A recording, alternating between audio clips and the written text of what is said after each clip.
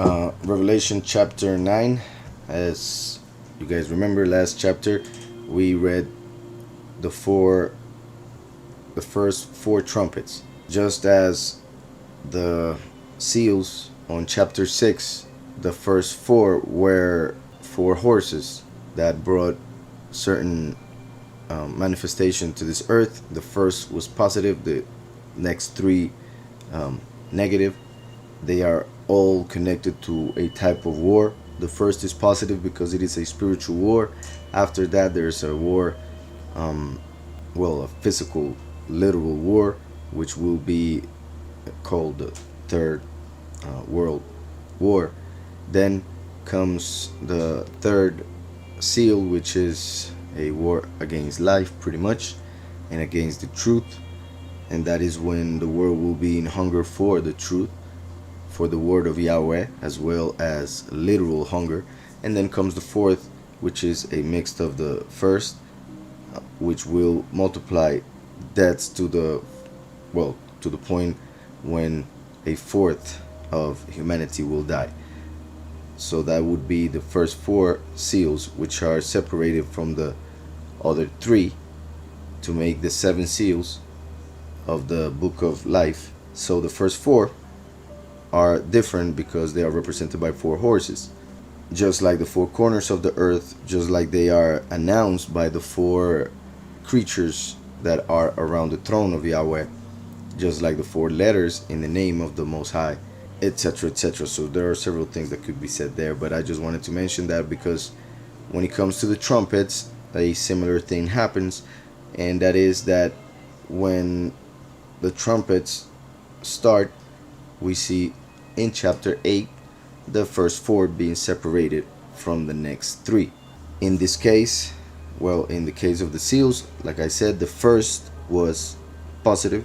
In the case of the trumpets, the last is positive. And they are very much connected because the one who starts the first seal is the one who ends the seventh trumpet. And we could even say who sounds the seventh trumpet, but I say ends in the sense that it is the one who harvests the chosen few on Revelation 14.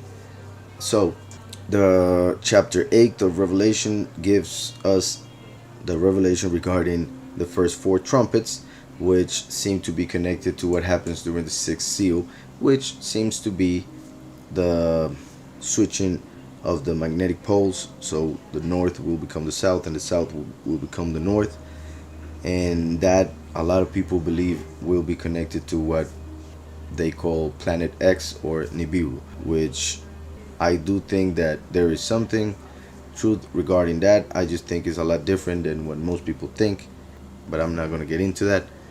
I'm just saying it just in case you read something about that. That's what they call it, Nibiru. And what Nibiru would cause is pretty much what would happen or what we see in the sixth seal.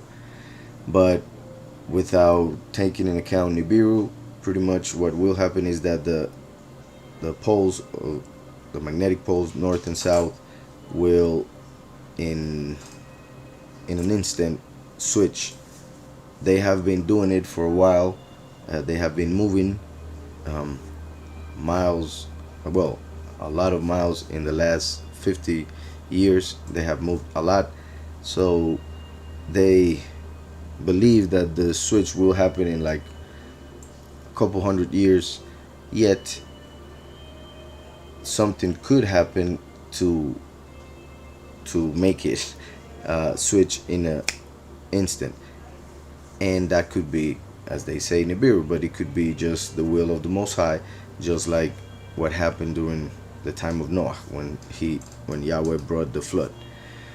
So I'm saying all of that because, like I was saying, the sixth seal seems to be connected to the first four trumpets. The first four trumpets have to do with something from the heavens that falls to the earth and destroys a part of nature, a third of that part of nature.